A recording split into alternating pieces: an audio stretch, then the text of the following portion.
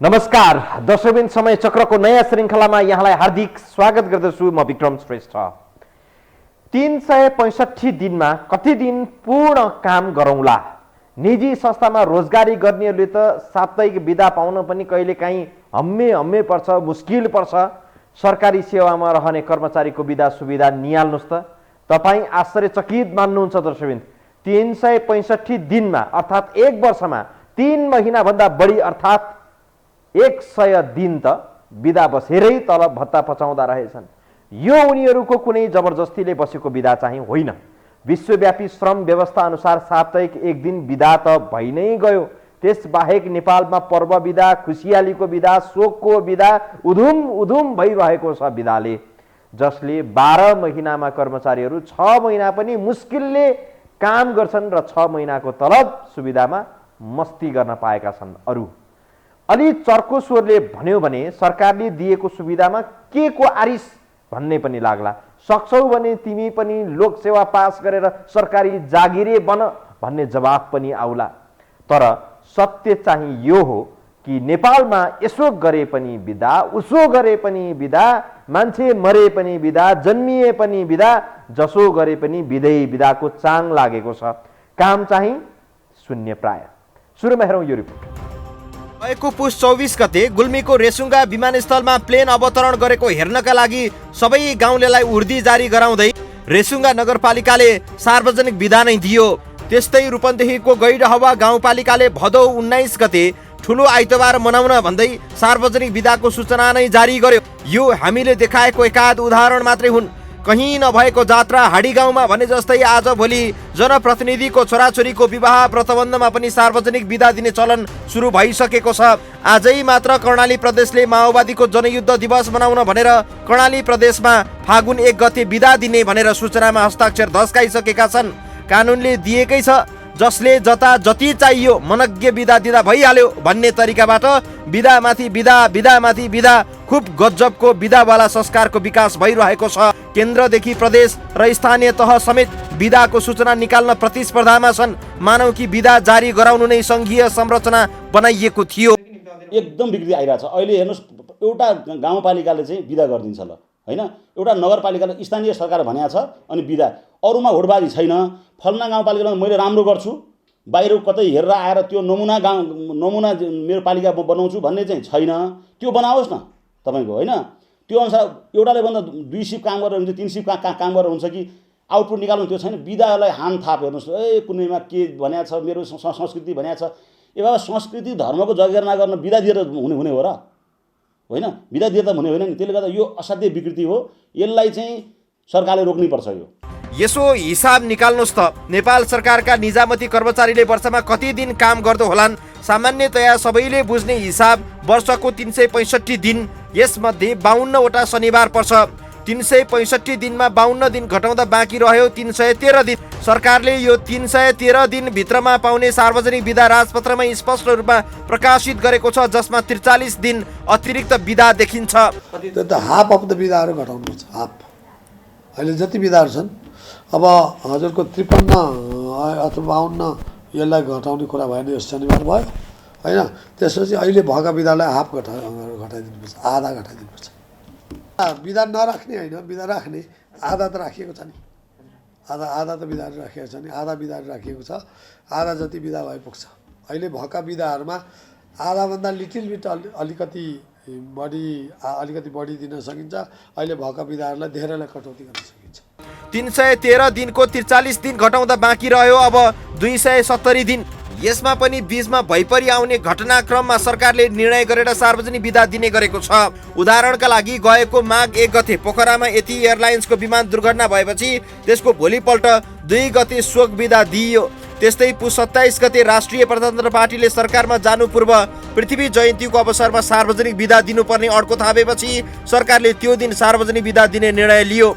सरसर्ती हेर्दा अहिले कुनै जातीय समुदाय वा राजनीतिक दललाई खुसी पार्न सार्वजनिक बिदालाई अस्त्र बनाइएको छ। खुसियालीमा पनि बिदा, शोकमा पनि बिदा, जताततै बिदा हुँदा सरकारी सुविधामा रहेका कर्मचारीहरूलाई बडो हाई सन्चो भएको छ। बिदाले गर्दा के त भन्दाखेरि एक त ठेक्का लगाउन पनि समय बढी लाग्ने नै भयो।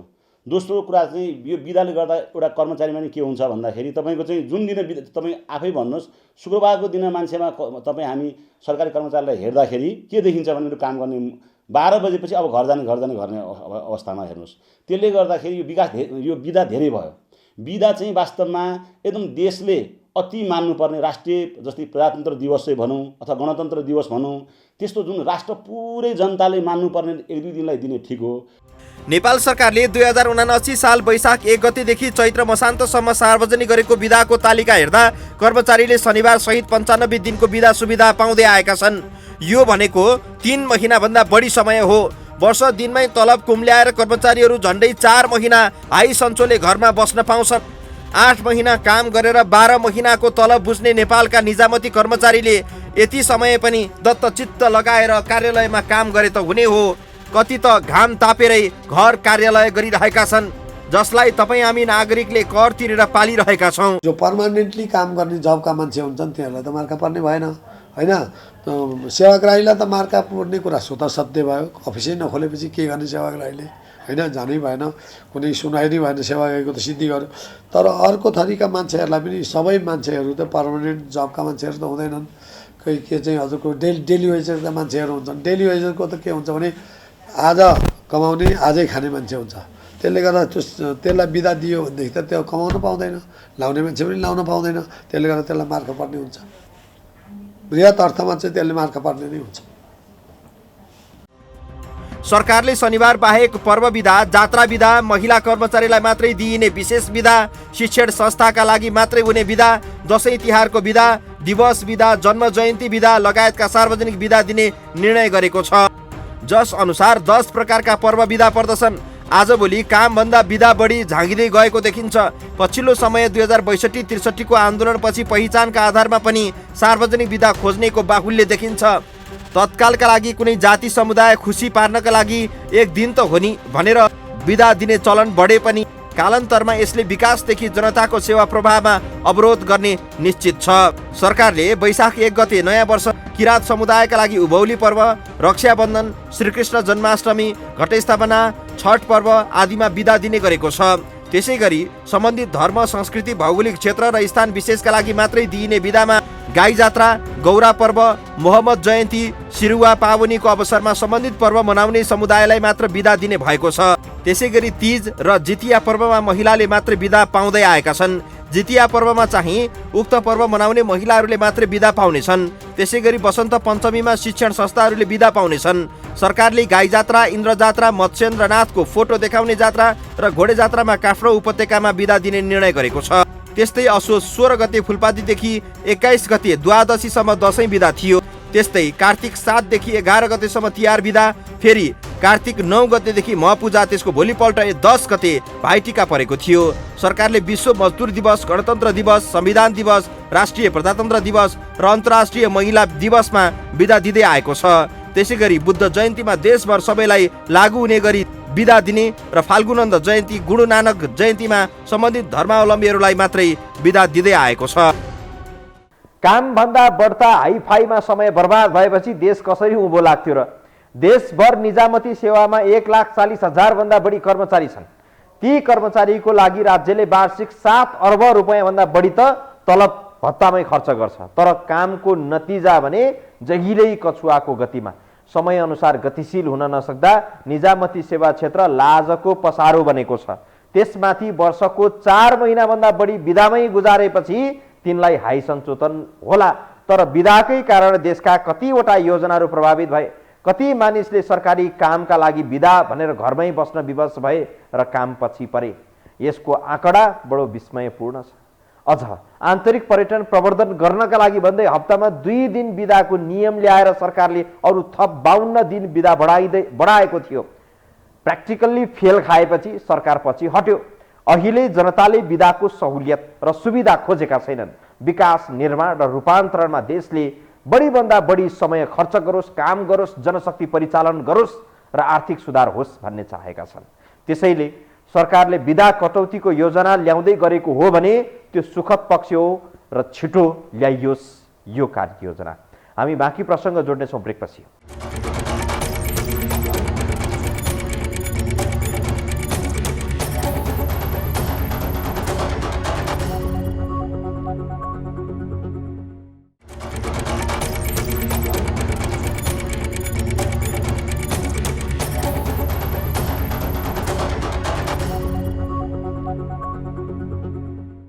विकसित मुलुकहरूमा सार्वजनिक बिदा धेरै हुन्न। अमेरिकाले सबैभन्दा थोरै अर्थात् 8 दिन मात्रै राष्ट्रिय बिदाहरू दिने गर्दछ, जो साप्ताहिक हुने बिदा बाहेक। छिमेकी देश भारतले सबैभन्दा धेरै 21 दिन बिदा दिने गरेको छ। यी देशहरूमा प्राय हप्ताको 5 दिन मात्रै कार्यालय खुल्छन् भने देश हेरी शनिबार र आइतबार बिदा हुने चलन रहेको छ। यी देशका कर्मचारीहरूले दैनिक 9 बजेदेखि साँझ 5 बजेसम्म दैनिक 8 घण्टा काम गर्छन्। नेपालमा शनिबार बाहेकका पर्व र उत्सवका बिदा नै वार्षिक 50 दिनभन्दा बढी छ। दैनिक काम पनि जाडो याममा 6 घण्टा, गर्मी याममा 7 घण्टा काम गरेपछि पार पाइयो। हेरौँ विश्वका अरू देशहरूको बिदाको अवस्था कस्तो छ नेपालको तुलनामा। अक्सर आम नेपाली जनताले 2062-63 को जनआन्दोलनपछि मुलुकमा कायापलट हुने प्रक्षेपण गरेका थिए। सायद त्यही भएर पनि होला जनता स्वस्फूर्त रूपमा आन्दोलनमा होमिए। नेपालमा राज संस्था उन्मूलन भएर गणतन्त्र भित्रियो। सत्ता आफ्नै हातमा आएपछि नेताहरूले पनि नयाँ नेपाल निर्माणको भयङ्कर हुङ्कार लगाए। तर व्यवस्था भित्रिए पनि अवस्था भने जिउका तिउ छ। सामन्तवादी राजतन्त्र विकासको बाधक बनेको भन्दै राजनीतिक दलहरूले जनतालाई आन्दोलनमा होमे। तर अहिले यिनै दलका नेताहरू नयाँ राजा बनेर प्रकट भएको टिप्पणी हुन थालेको छ। विकास र समृद्धिको एजेन्डा भाषणमा मात्रै सीमित छ। भीमकाय बजेटका लागि स्रोत जुटाउन जनतालाई चर्को राजस्वको भुङ्ग्रोभित्र हालियो। तर बजेटको ठुलो हिस्सा चाहिँ विकासमा होइन, कर्मचारीलाई तलब खुवाउन खर्च भइरहेको छ। यति बेला झन्डै 1.25 लाख निजामती कर्मचारी राज्य कोषबाट तलब भत्ता बुझ्छन्। अझ बुझ्ने भाषामा भन्नुपर्दा देशको एक आर्थिक वर्षको आधा बजेट नै झन्डै तलब भत्तामा खर्च हुन्छ। चालु खर्च मोटाउँदै जाँदा विकास खर्च दुब्लाउँदो अवस्थामा छ। दिनभरि गएर चिया खाएर टेबलमा बसेर तलब आएपछि किन काम गर्छ भन्नुहोस् त? उसले दिनभर के एक हप्तामा उसले के काम गर्यो त्यो आधारमा उसको इन्डिकेटर बनाएर त्यो इन्डिकेटरको आधारमा चाहिँ उसलाई ग्रेड थप्ने कि के इन्सेन्टिभ थप्ने, भत्ता के थप्ने। त्यसले गर्दा उसलाई के हुन्छ भने उसलाई काम गर्ने जागरुक हुन्छ। यो कर्मचारी 1/3 राखे पुग्छ। हेर्नुहोस्, यो चाहिँदैन।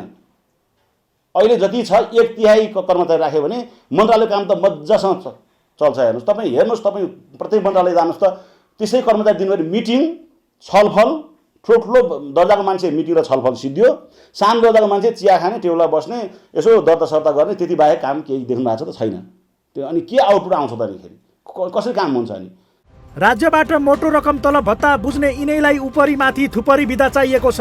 वर्षमा झन्डै 4 महिना यसै पनि राज्यबाट बिदा सुविधा लिएर मोजमस्ती नै गरेका छन्। यतिले पनि पुगेको छैन। 8 महिना काम गरेर 1 वर्षको तलब भत्ता बुझेका छन् र पनि जनतालाई छिटो छरितो सेवा दिउँ भन्ने यिनीहरूको मनमा कहिले आउँदैन। विश्वका विकसित देशहरूमा वार्षिक बिदाको दायरा सीमित छ। अस्ट्रेलियाले आफ्ना कर्मचारीलाई वर्षमा 9 दिन मात्र बिदा दिने गरेको छ। त्यहाँ नेपालमा जस्तो जात्रा र गाई जात्रामा बिदा दिने चलन छैन। चीनले पनि 9 दिन मात्र सार्वजनिक बिदा दिन्छ। भारतले 21 दिन दिँदा जापानले 19 दिन बिदा दिने गरेको छ। तर हाम्रो नेपालमा भने व्यक्ति वा कुनै समुदायलाई खुसी पार्न पनि अघिल्लो दिन बिदा दिएर भोलिपल्ट रमाउने चलन छ। यसमा चाहिँ के छ भने बिदाका प्र्याक्टिसहरू छन् अन्तर्राष्ट्रिय रूपमा र राष्ट्रिय रूपमा पनि। अन्तर्राष्ट्रिय रूपमा के छ भन्दाखेरि रिजल्ट ल्याउने कि बिदा बस्ने भन्ने कुरा। कुनै ठाउँहरूमा चाहिँ भर्चुअल अफिसहरूमा चाहिँ अफिस नगइकन अफिसमै घरमै बसेर पनि कामहरू गर्न सकिन्छ भने मतलब त्यो रिजल्ट ल्याउने हो। दिएको टास्क चाहिँ गरिदिने, अफिस जानु नपर्ने, त्यस्तो किसिमको अत्याधुनिक सिस्टममा हामी गएका छैनौँ। तर हामी त अझै म्यानुअली सिस्टममा छौँ। त्यसले गर्दाखेरि हामीले चाहिँ अहिले भएका बिदाहरूलाई सामान्य प्रधानमन्त्रीले भन्नुभयो जस्तै कटौती गर्न सकिन्छ। धेरै बिदाहरू जस्तो सामान्य प्रधानमन्त्रीले के भन्नुभएको छ भन्दाखेरि गणतन्त्र, प्रजातन्त्र, लोकतन्त्र दिवस जस्ताहरूलाई एउटै गर्ने हो कि भन्नुभएको छ। त्यो एकदम स्वागतयोग्य कुरा हो। मलेसियाले वर्षमा 15 दिन बिदा दिने गरेको छ। न्युजिल्यान्डले 10 दिन बिदा, सिङ्गापुरले 11 तथा दक्षिण कोरियाले 16 दिन बिदा दिने निर्णय गरेको छ। अस्ट्रियामा 13 दिन, डेनमार्क 7 दिन, दुबईमा 12 दिन, जर्मनीमा 15 दिन, नेदरल्यान्ड्समा 9 दिन र स्विडेनमा 9 दिन बिदा दिने चलन छ। त्यस्तै इङ्ल्यान्ड 13 दिन र संयुक्त राज्य अमेरिकामा 8 दिन बिदा दिने प्रचलन छ। तर यिनै विकसित देशहरूमा आश्रित हामी भने वर्षमा झन्डै 4 महिना बिदा दिएर सबैको चित्त बुझाइरहेका छौँ। अब आफै हिसाब निकाल्नुहोस्, झन्डै 4 महिना बिदा बसेका कर्मचारीका नाममा राज्यको ढुकुटीबाट कति बजेट जान्छ? सधैँ विकासको रटान लगाउने हामी कर्मचारी पालन पोषणमा बजेट खर्च गरिरहेका छौँ। विगत केही वर्षको आँकडा हेर्दा पुँजीगत तर्फ भन्दा चालुतर्फ बढी बजेट विनियोजित भएको देखिन्छ। गणतन्त्र प्राप्तिपछिका 5 वर्षको तथ्याङ्क हेर्ने हो भने पनि मुलुक अधोगतिमा छ। अहिले पनि यो सुधारिएको छैन। आर्थिक वर्ष 2063-64 सरकारले 77 अर्ब 12 करोड चालु खर्च गर्दा विकास खर्च 39 अर्ब 72 करोडमै सीमित भयो। 64-65 91 अर्ब 44 करोड चालु खर्च हुँदा 53 अर्ब 51 करोड विकास खर्च भएको थियो। आर्थिक वर्ष 65-66 1 खर्ब 27 अर्ब चालु खर्च गरेको सरकारले 73 अर्ब 8 करोड विकास खर्चमा लगाएको थियो। यो तथ्याङ्क सरसर्ती हेर्दा पनि राज्यको ढुकुटी यिनै कर्मचारी पाल्न सीमित देखिएको छ। सार्वजनिक बिदा धेरै भयो भनेर 2074 सालमै 22 दिन बिदा कटौती गरिएको थियो नेपालमा, जहाँ दसैँ तिहारदेखि राष्ट्रिय दिवसहरूका नाममा दिइएका बिदाहरूलाई कटौती गरिएको थियो। 104 दिनको वार्षिक बिदा घटाएर 89 दिनमा झारे पनि पुनः बिदा थपिँदै गएको छ केही वर्षदेखि। यस पटक सरकारले भारी मात्रामा बिदामा कटौती गर्नुपर्ने स्थिति देखिएको महसुस गरेको छ। कुन कुन बिदा कटौतीका लागि योग्य छन्, ती बिदाहरू कटौतीका लागि सरकारले वास्तवमै गम्भीरता देखाओस् र कार्यान्वयन गरोस्। अवस्था दर्शक आजलाई समय चक्र यति नै, बिदा दिनुहोस्। नमस्कार।